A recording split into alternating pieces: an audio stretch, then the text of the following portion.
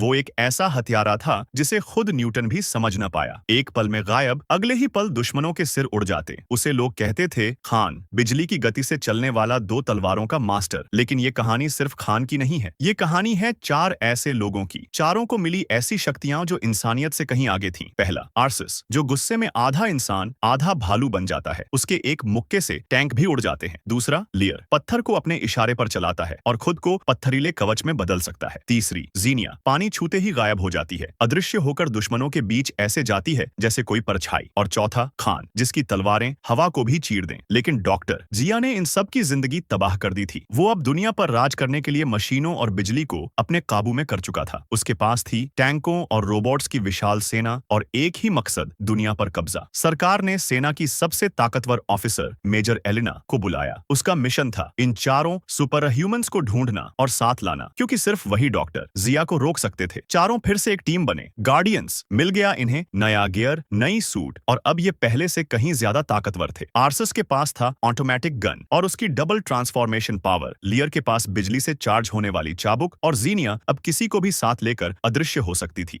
जिया ने अपने गुप्त ठिकाने से रूस की सबसे ऊंची सिग्नल टावर पर हमला कर दिया, जहां से वो एक सैटेलाइट हथियार आयरन हैमर सक्रिय करना चाहता था। अगर वो चालू हो जाता तो पूरी धरती पर कहर बरपाता। गार्डियंस पहुंचते हैं अंतिम जंग के लिए। हर ओर गोलियां, बिजली और तबाही का तूफान। जीनिया और खान अदृश्य होकर अंदर घुसते हैं। आर्सस भालू बनकर मशीनों को चीर देता है। लेयर अपने पत्थर के कवच से सबको बचाता है। लेकिन जिया बहुत ताकतवर था। वो बिजली से किसी को भी पल भर में उड़ा देता। अब सिर्फ एक रास्ता बचा था। चारों को अपनी सारी ताकत एक जगह जोड़नी थी, भले ही उनकी जान चली जाए। उन्होंने अपनी शक्तियों को मिलाकर एक ऊर्जा गोला बनाया जो आसमान फाड़ते हुए टावर पर गिरा और जबरदस्त विस्फोट हुआ। सिग्नल टावर उड़ गया। डॉक्टर जिया गहरी खाई में गिरकर मारा गया और दुनिया फिर से सुरक्षित हो गई। चारों थके हुए हीरो, लेकिन चेहरे पर मुस्कान, क्योंकि उन्होंने इंसानियत को बचा लिया था।